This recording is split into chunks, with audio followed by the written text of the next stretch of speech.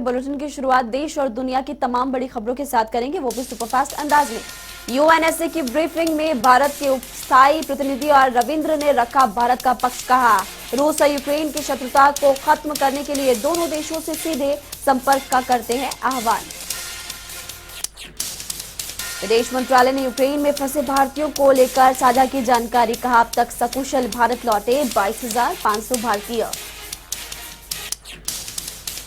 भारत ने यूएनएससी में रूस और यूक्रेन की सरकारों का भी किया धन्यवाद। कहा अपने सभी भागीदारों के समर्थन के लिए आभारी हैं हम। राज्यसभा के सभापति एम वेंकैया नायडू ने ऑपरेशन गंगा का किया जिक्र। कहा रूस की सैन्य कार्रवाई से पैदा हुए हालात के बीच भारतीयों को वापस लाने की पड़ी जरूरत। राज्यसभा में भी उठा यूक्रेन से लौटे छात्रों का मुद्दा। कई सदस्यों ने सरकार से की छात्रों की पढ़ाई पूरी करने में मदद करने की मांग। रूस और यूक्रेन के बीच जारी युद्ध का आज 20वां दिन। मारियुपोल से लेकर कीव के मुहाने तक बरस रहे रूसी सेना के गोले। यूक्रेन भी कर रहा बराबरी का मुकाबला। नेटो के रवैये से नाराज यूक्रेनी राष्ट्रपति व्लादिमीर जेलेंस्की ने जारी किया वीडियो संदेश। नेटो देशों को आगाह करते हुए उचित कदम उठाने की कही बात। जेलेंस्की ने नेटो देशों को दी चेतावनी। का समय रहते नेटो ने नहीं उठाए उचित कदम तो उसके सदस्य देशों को निशाने पर लेगा रूस। यूक्रेन पर तेज होते रूस के हमलों के बीच वार्ता बहाल करने की उम्मीद। यूक्रेन ने रूस के साथ नए सिरे से कूटनीतिक वार्ता करने की रखी मांग। ज्यादा से ज्यादा नागरिकों को निकालने पर हो सकेगा विचार। जेलेंस्की ने रूस के राष्ट्रपति व्लादिमीर पुतिन से सीधी मुलाकात करने का किया अनुरोध। बीते 10 मार्च को भी हुई थी दोनों नेताओं की वीडियो लिंक पर बात। कीव के प्रमुख वार्ताकार मिखाइलो ने ट्विटर पर वीडियो संदेश में कहा रूस के साथ बातचीत में तत्काल युद्ध विराम, रूसी सैनिकों की वापसी और देश में शांति की रखी जाएगी मांग। राष्ट्रपति वोलोदिमीर जेलेंस्की अमेरिकी संसद में देंगे संबोधन। 16 मार्च को वर्चुअल माध्यम से अमेरिकी सांसदों को करेंगे संबोधित। अमेरिका के पूर्व सैन्य जनरल का रूस को लेकर बड़ा दावा। का रूस के पास महज 10 दिन का ही गोला बारूद शेष। खत्म होती जा रही रूस की सैन्य शक्ति। पूर्व अमेरिकी सैन्य कमांडर ने कहा रूस के पास सैन्य बल की भारी कमी। यूक्रेन के इतने दिनों तक टिक पाने की नहीं थी उम्मीद। ब्रिटेन के रक्षा मंत्रालय का दावा यूक्रेन का समुद्री व्यापार रोकने की तैयारी में रूस। काले सागर में मौजूद यूक्रेनी तट का रास्ता रोकने में जुटी रूसी नेवी। ब्रिटिश रक्षा मंत्रालय के मुताबिक अंतर्राष्ट्रीय समुद्री व्यापार से कट जाएगा यूक्रेन। पश्चिमी सहायता पहुंचाने में भी आएगी बाधा। यूक्रेन को सेंट्रल इमरजेंसी रिस्पांस फंड से $4 करोड़ देगा संयुक्त राष्ट्र। मानवीय सहायता के लिए जाएगी धनराशि। संयुक्त राष्ट्र के महासचिव एंटोनियो गुतरेज ने किया ऐलान। यूक्रेन में युद्ध खत्म करने के लिए संयुक्त राष्ट्र महासचिव ने किया भारत का आह्वान। कहा मध्यस्थता के प्रयासों को लेकर भारत और कई देशों के साथ करीबी संपर्क बनाए हुए हैं संयुक्त राष्ट्र। गुतारेस ने यूक्रेन के बिगड़ते हालात पर जताई चिंता। कहा ये यूक्रेन के लोगों पर जारी अत्याचार को रोकने का है समय। कूटनीति और शांति के रास्ते पर चलने की भी सलाह।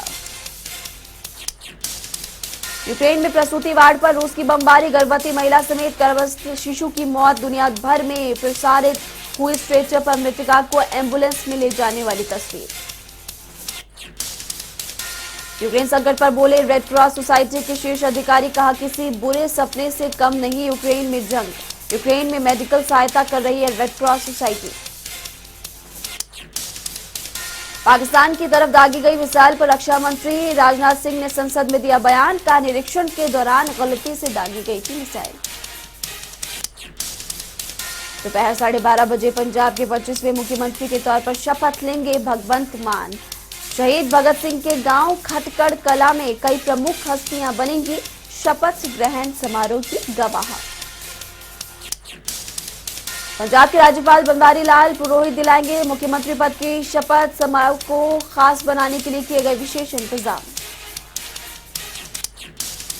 भगवंत मान ने पंजाब के लोगों से की समारोह में शामिल होने की अपील। शहीद स्मारक की भूमि पर करीब 6 एकड़ में की बैठने की व्यवस्था।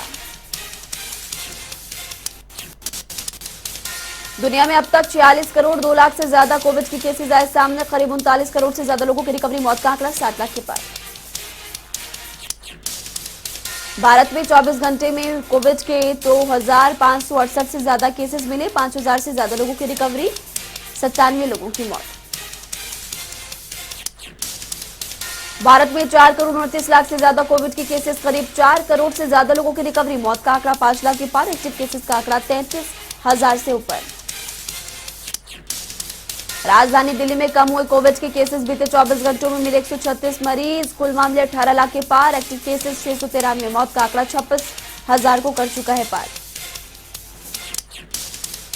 महाराष्ट्र में भी थमा कोविड का कहर। बीते 24 घंटों में मिले 157 नए केसेस। एक की मौत। कुल संक्रमितों की संख्या 78 लाख के पार। एक्टिव केसेस की संख्या 6,000 से ऊपर। पश्चिम बंगाल में घट रहे कोविड के केसेस। बीते 24 घंटों में मिले 35 नए केसेस। 20 लाख के पार। कुल आंकड़ा 19 लाख से ज्यादा लोगों की रिकवरी। यूपी में 24 घंटे में कोविड के 66 नए केसेस। एक की मौत। कुल संक्रमण का आंकड़ा 20 लाख के पार। एक्टिव केसेस की संख्या 1000 से ऊपर। मौत का आंकड़ा 23,000 को कर चुका है पार। बिहार में 24 घंटे में मिले कोविड के 2 नए केसेस। कुल मामले 8 लाख के पार। सिर्फ और सिर्फ 76 लोगों का इलाज अभी भी जारी है।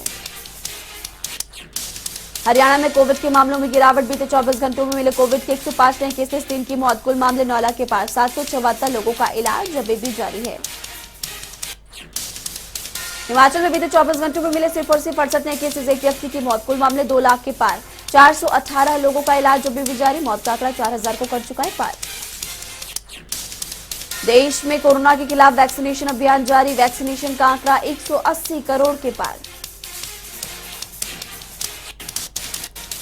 12 से 14 आयु वर्ग तक के बच्चों का कोविड टीकाकरण शुरू। 60 से ज्यादा आयु के लोगों की भी आज से लगवा सकेंगे प्रिकॉशनरी डोज। श्रीनगर जिले के नौगाम इलाके में आतंकवादियों का बड़ा ऑपरेशन। 2 आतंकवादियों के साथ हुई मुठभेड़ में एक आतंकवादी ढेर की तलाश जारी। हिजाब विवाद को लेकर कर्नाटक हाईकोर्ट ने सुनाया फैसला। उडुपी की 6 छात्राओं की याचिका की खारिज। कर्नाटक हाईकोर्ट की 3 जजों की बेंच ने सुनाया फैसला। बेंच में हाईकोर्ट सचिव जस्टिस कृष्णा एस दीक्षित भी शामिल। हाईकोर्ट की फुल बेंच ने फैसला सुनाते हुए इस्लाम में जरूरी हिस्सा नहीं हिजाब पहनना। क्लास में हिजाब पहनने पर बैन लगा सकते हैं शिक्षण संस्थान। हाईकोर्ट ने क्लासरूम के अंदर कोड ऑफ कंडक्ट को बताया जरूरी। शिक्षण संस्थानों में ड्रेस कोड को मान्यता देने की कही बात। हिजाब पर फैसले से पहले सुरक्षा इंतजाम किए गए सख्त। कई इलाकों में 1 हफ्ते तक लागू की धारा 144। फैसले के बाद किसी भी तरह के जश्न की नहीं इजाजत। विमेन पर्सनल लॉ बोर्ड की सदस्य शाइस्ता अंबर ने कोर्ट के फैसले का किया स्वागत। स्कूल में यूनिफॉर्म कोड फॉलो करने की कही बात। बीजेपी ने कर्नाटक हाईकोर्ट के फैसले को सराहा। केंद्रीय मंत्री रविशंकर प्रसाद ने कहा शरीयत से नहीं संविधान से चलेगा देश। महबूबा मुफ्ती ने दी प्रतिक्रिया। कहा निराशाजनक रहा कोर्ट का फैसला। महिलाओं से चयन की आजादी छीनने का भी लगाया आरोप। हाईकोर्ट के फैसले से जताई असहमति। कहा संविधान में मिली धर्म चुनने की आजादी। हिजाब भी उसी का हिस्सा। कर्नाटक में 75 स्थानों पर एसीबी की छापेमारी जारी। सरकारी कर्मचारियों के खिलाफ आय से अधिक संपत्ति का है मामला।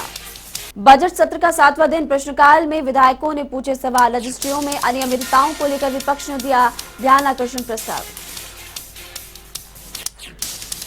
ध्यानाकर्षण प्रस्ताव पर चर्चा के दौरान सीएम मनोहर लाल ने कहा 60,000 रजिस्ट्रियों में हुई गड़बड़ी। सरकार ने खुद अपने स्तर पर अनियमितता सामने आने पर कार्रवाई की।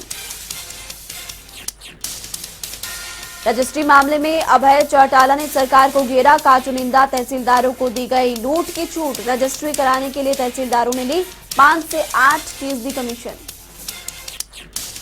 ध्यानाकर्षण प्रस्ताव पर चर्चा के दौरान इनेलो विधायक अभय सिंह चौटाला ने कहा कि प्रदेश में रजिस्ट्री के मामले में सामने आ रही अनियमितताएं, करनाल और गुरुग्राम डिवीजन में गलत तरीके से की गई 30,000 से ज्यादा रजिस्ट्रियां। विधानसभा में कांग्रेस विधायक रघुबीर कादियान ने सुशासन सलाहकारों पर भी लगाया आरोप। कहा, सुशासन सलाहकार भ्रष्टाचार में संलिप्त, जिस पर सीएम मनोहर लाल ने जवाब देते हुए कहा, सुशासन सलाहकारों पर विपक्ष नहीं उठा सकता सवाल। सदन में प्रश्नकाल के दौरान इंद्री के विधायक राम कुमार कश्यप ने अपने हलके में गर्ल्स कॉलेज की मांग की। शिक्षा मंत्री ने विधायकों की मांग पर कहा कि इंद्री से 2 गर्ल्स कॉलेज पास में, जहां पर रही 650 लड़कियां।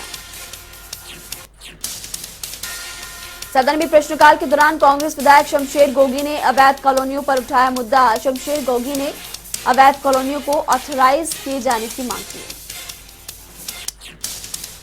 शमशेर गोगी की मांग पर स्थानीय निकाय मंत्री कमल गुप्ता ने कहा कि असंध के गांव की पंचायतों के नाम लिखकर दें तो इस पर किया जा सकता है विचार। सदन में सोनीपत से कांग्रेस विधायक सुरेंद्र पवार ने सरकार द्वारा घोषित अवैध कॉलोनियों की संख्या पूछी, जिस पर मंत्री कमल गुप्ता ने कहा, सोनीपत विधानसभा क्षेत्र में सरकार द्वारा किसी भी कॉलोनी का अवैध नहीं किया जा सकता घोषित। डीजीपी विक्रम सिंह के मामले पर हरियाणा विधानसभा में हंगामा, विपक्ष पर आरोप, सरकार स्वयं करवा रही गड़बड़ी। बोले सीएम, डीजीपी पर हमने खुद की कार्रवाई, विपक्ष ने नहीं की शिकायत। चंडीगढ़ में 7वें दिन भी बजट सत्र की कार्यवाही के बाद सीएम मनोहर लाल ने की प्रेस कॉन्फ्रेंस का, आज सभी को समय देने के लिए बुलाए गए डबल सिटिंग। बुढ़ापा पेंशन काटे जाने पर सीएम मनोहर लाल का बयान, 1991 से बुढ़ापा पेंशन पर पहले से लगी कंडीशन, किसी भी पेंशन नहीं काटी गई है। हरियाणा में आम आदमी पार्टी के संगठन विस्तार पर सीएम मनोहर लाल का बयान, कहा ये लोकतंत्र है, कोई राजनीतिक दल कर सकता है विस्तार, किसी के लिए वर्जित नहीं। हरियाणा के गृह मंत्री अनिल विज का 69वां जन्मदिन, हजारों लोगों ने अनिल विज को दी जन्मदिन की बधाई। नानौद के बीजेपी पार्टी के कार्यालय में होली मिलन समारोह का आयोजन। समारोह में प्रदेश के पूर्व वित्त मंत्री कैप्टन अभिमन्यु ने बतौर मुख्य अतिथि की शिरकत। होली मिलन समारोह में पूर्व वित्त मंत्री कैप्टन अभिमन्यु ने कार्यकर्ताओं को गुलाल लगाकर खेली होली, कहा होली का त्योहार सबके लिए मंगलकारी और कल्याणकारी साबित हो। बीजेपी पार्टी को 4 राज्यों में मिली जीत पर बोले कैप्टन अभिमन्यु, का जनता ने विकास की गति पर मुहर लगाने का किया काम, आगे और राज्यों में होने वाले विधानसभा चुनावों में बीजेपी पार्टी की सरकार बनना तय। सीएम मनोहर लाल द्वारा पेश किए गए बजट पर बोले पूर्व वित्त मंत्री, कहा सीएम ने पेश किया प्रदेश को गति देने वाला बजट। भिवानी में जिला परियोजना संयोजक समग्र शिक्षा द्वारा जिला स्तरीय विज्ञान प्रदर्शन का आयोजन, विजेता छात्रों को प्रमाण पत्र और चेक किए गए थे। यमुनानगर में आपराधिक गतिविधियों पर लगाम लगाने को लेकर पुलिस का सीलिंग मास्टर प्लान, पुलिस ने पूरे जिले को सील कर वाहनों की चेकिंग की। एसपी कमलदीप गोयल ने सभी नाकों का किया दौरा। सोनीपत के डिक्रस्ट यूनिवर्सिटी की सराहनीय पहल, कूड़ा बिनने वाले और गरीब परिवार के बच्चों को अपने खर्चे से दे रहे निःशुल्क शिक्षा। यूनिवर्सिटी द्वारा पिछले 11 सालों से चलाई जा रही ये मुहिम, अब तक 240 बच्चों को किया जा चुका है शिक्षित। चंडीगढ़ में युवाओं को घुड़सवारी का हुनर सिखाने के लिए पुलिस ने की पहल, सेक्टर 26 पुलिस लाइन में खोला हॉर्स राइडिंग स्कूल। तो शाम में खाद्य आपूर्ति नागरिक उपभोक्ता मामले को लेकर विभाग द्वारा मनाया गया विश्व उपभोक्ता अधिकार दिवस। खाद्य आपूर्ति निरीक्षक पवन कुमार ने सभी आमंत्रित वक्ताओं का किया स्वागत। फरीदाबाद में आईएमटी एक्सपो में निजामी बंधुओं ने दी प्रस्तुति, मुख्य अतिथि के रूप में भाजपा जिलाध्यक्ष गोपाल शर्मा, बिजली निगम के अधिकारी रहे मौजूद। रादौर में महिला एवं बाल विकास विभाग द्वारा ब्लॉक स्तरीय महिला खेलकूद प्रतियोगिता, चूल्हा चौका छोड़ महिलाओं ने खेल मैदान में दिखाया दमखम। खेलकूद प्रतियोगिता में महिला और बाल विकास विभाग की सीडीपीओ कुसुम लता ने बतौर मुख्य अतिथि के रूप में की शिरकत। प्रतियोगिताओं के अंत में सभी विजेताओं को प्रमाण पत्र, नकद पुरस्कार देकर किया गया सम्मानित। गुरुग्राम में बीजेपी की तरफ से लोगों को दिखाई गई द कश्मीर फाइल्स लोगो ने फिल्म देखने के बाद लगाए भारत माता के नारे। तो शाम के बाजारों में दिख रही होली की रौनक, गुलाल और रंग और पिचकारियों की जमकर हो रही खरीद। फरीदाबाद में डीसी से वार्ता के बाद किसानों ने लघु सचिवालय से हटाया धरना। उपायुक्त ने सभी जायज मांगों के समाधान के लिए संबंधित विभाग के अधिकारियों को दिया आदेश। किसानों ने कहा डीसी के आश्वासन के बाद खत्म कर रहे धरना। पिछले 2 दिनों से लघु सचिवालय के एंट्री गेट पर दे रहे थे धरना। सिरसा में भारतीय किसान यूनियन ने ओलावृष्टि और बारिश से खराब हुई फसलों के मुआवजे की मांग की। जिला लघु सचिवालय पर इकट्ठा होकर उपायुक्त अजय सिंह तोमर को सौंपा ज्ञापन।